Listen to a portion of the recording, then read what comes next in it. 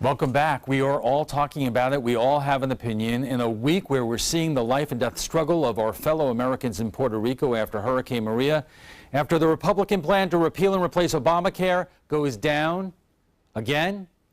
Despite news, at least 6 White House staffers have been using a private email account for White House business. We are still talking about players in the NFL taking a knee and President Trump's comments calling them SOBs who should be fired. Joining us for more is 3-time Super Bowl champion Henry Lawrence of the Oakland Raiders, the host of Friday Night Football on ABC7, Adam Cellini, and joining us by Skype from Tampa is Dan Maduri, the host of Florida Live on AM 820 in Tampa. Thank you all for joining us. Henry, I'm going to start with you. You're a 3-time Super Bowl champion. If you were still playing, would you have taken a knee this past weekend? I would have been right along with the rest of the guys. I mean, that is their right. And I heard what the gentleman say, but our military guys, they paid a price so that we could have a choice, a peaceful choice.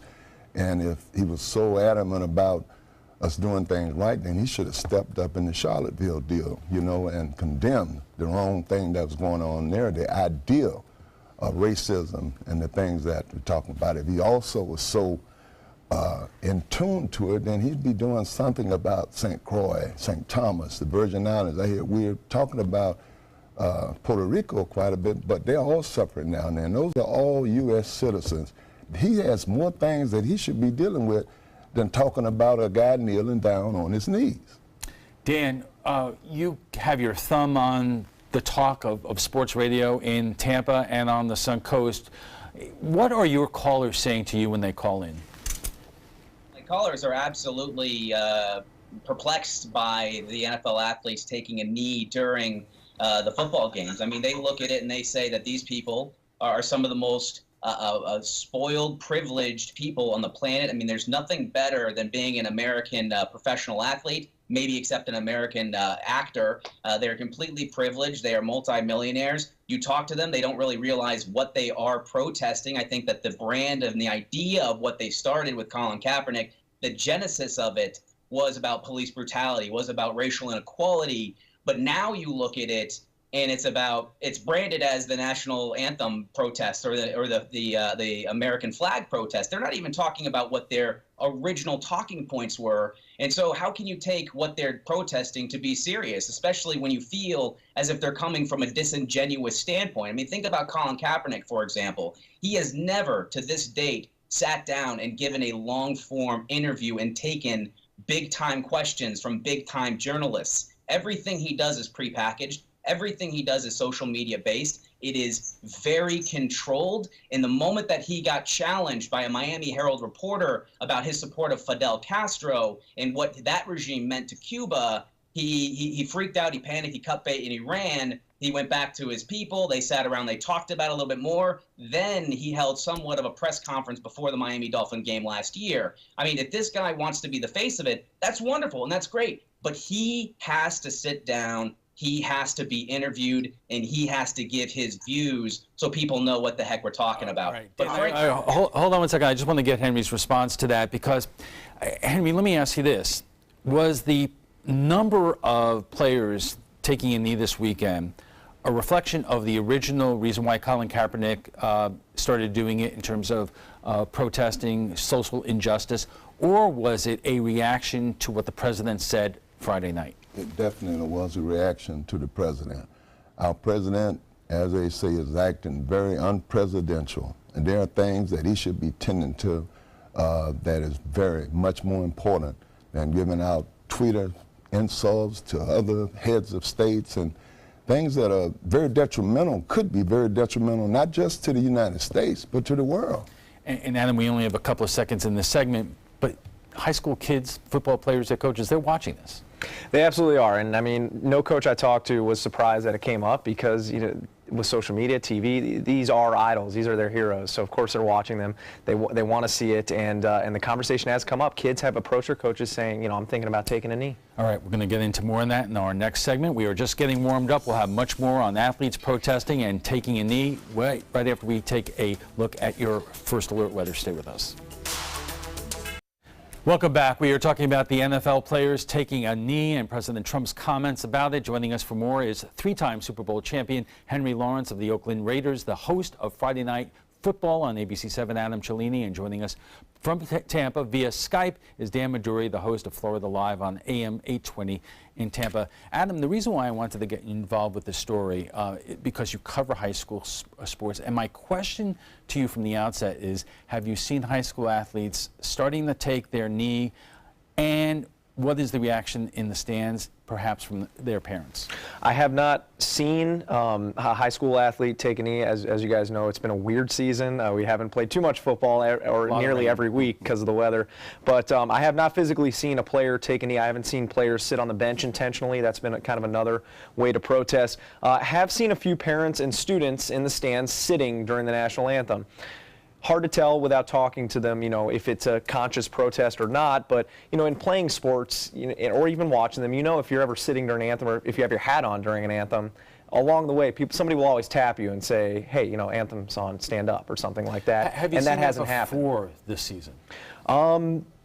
We saw parents sitting down last season. The same situation. We saw parents and students sitting down in the stands last season, especially in the weeks directly after Colin Kaepernick really got public with this. But still, no players that I've seen personally. Do you think after the events of this past week, things will change much?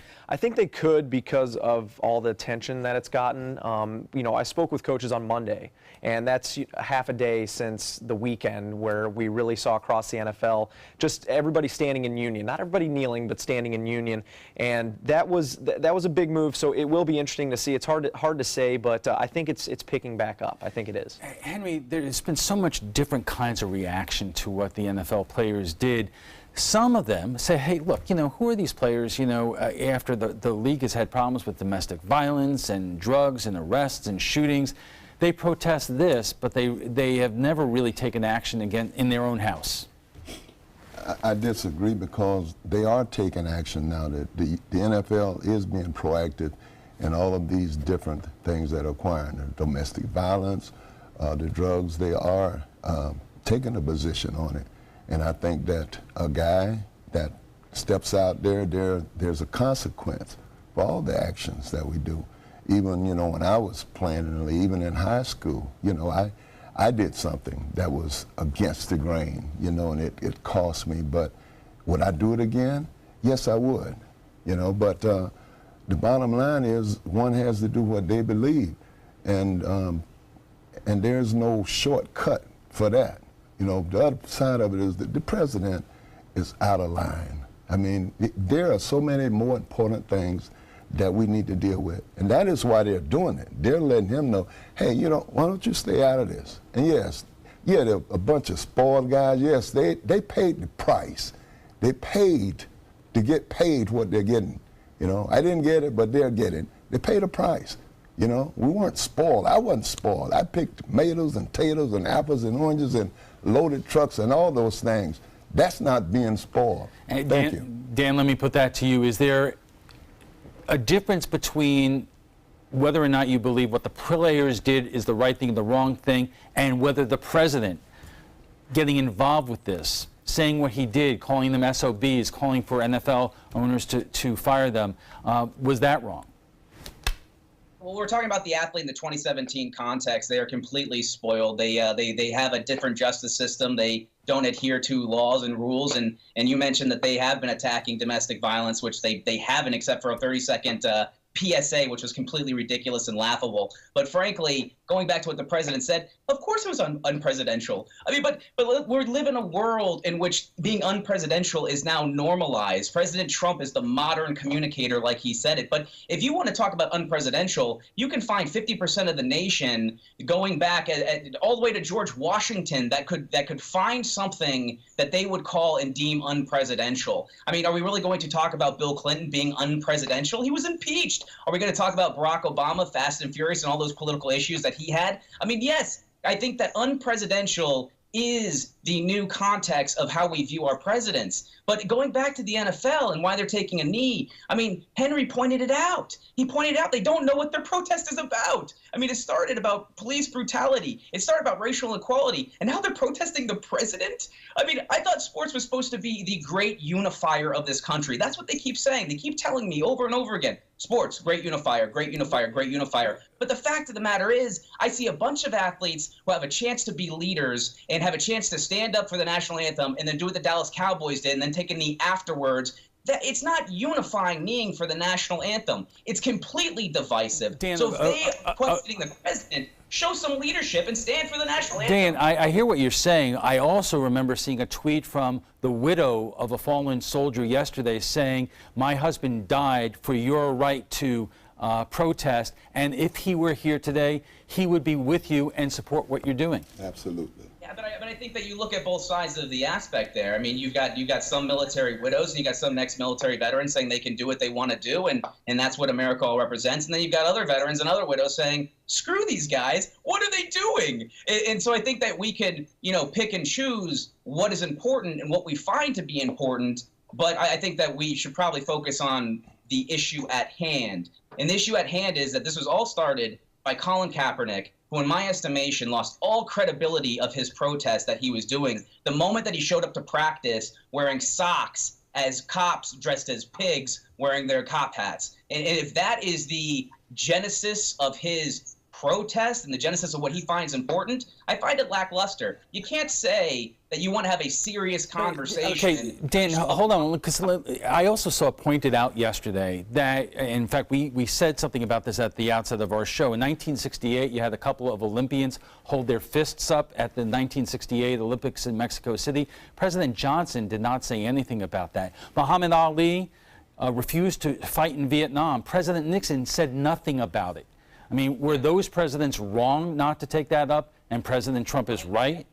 I think it's the ever evolution of the times of politics. I mean, people say that we're divisive now. We've always been divisive, to be quite frank. And the fact of the matter is that people are catering to their base. And, that's a deeper discussion when you want to talk about education or the lack thereof. We can do that. I don't think that that's what we're doing here. But the fact of the matter is that I think it ebbs and flows, politics ebbs and flows, and they find themselves in positions where, bases change, caucuses sprout up, and you've got to cater to your base, and that's the world we live in. And I want to give Henry a chance to respond here. Henry, you have been involved with our political system. You ran for Congress a couple of years ago.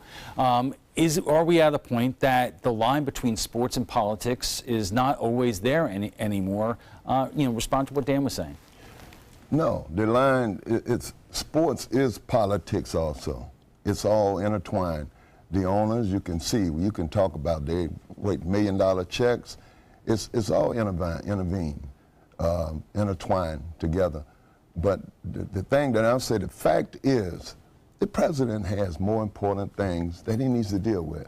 There's a cause, there's a reaction to his action. He has nothing to do with that.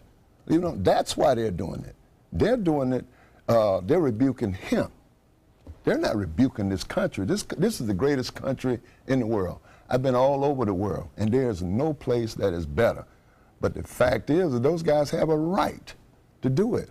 I had a right to do it. I did it. I paid the price, and there's a price that you would pay. You have to make that decision. But he has no right to say that these guys don't have a right to stand up for what they want to do. Dan, we only have about hold on. Dan, let me ask the question. Dan, let me ask the question, because we only have a minute left, so just keep that in mind. There were a number of owners who took part in this protest as well. The owner of the Jaguars, who gave $1 million to the president's inaugural committee, Robert Kraft, who is a close friend of Donald Trump, they took part. So in this. This is not exactly a partisan issue going on. Yeah, because they feel like their business is under attack by the president of the United States. And frankly, again, it goes back to the whole thing. Why are we protesting here? They don't know what they're protesting. They're not protesting what they started from. It's all about Trump now. Maybe what they're protesting has changed because the president inserted himself in the debate. Well, I mean, I think the president has the right to weigh in on things that involve nationalism and the idea of patriotism, because that's the platform that he ran on, frankly. And then when you get it too, well, let me finish up, because they have a right to object. They have a right to object to him also. Okay. They have a right. We have to take a quick break, and we'll come back with final thoughts when we return. Stay with us.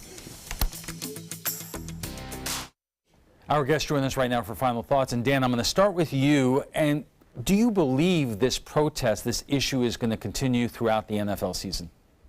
Yes, I do, but I also think that it's going to lessen, the effect of it's going to lessen, it's going to wear out. People are going to stop paying attention to it around week 10 or 12 or so. And frankly, if the NFL, if they were serious about any type of change when it comes to police brutality or racial inequality, then Roger Goodell would come out and first he'd issue a public apology saying, this is not what we're about. We're not a political organization. We're sorry that we went this route. Secondly, he would take the $1 billion that NFL stadiums have received since 2000 for renovation, resuscitation, or even just new stadiums, and he would take that money from owners, and he would dedicate that money to causes that would directly discuss and directly attack and directly talk about racial inequality and police brutality in this country. Obviously, Commissioner Goodell did come out with a statement, but he took issue with the President Trump's comments and saying it was inappropriate for him to go after the players. Absolutely. Adam, we talked about high school athletes. We also have not seen anything yet much in terms of college athletes.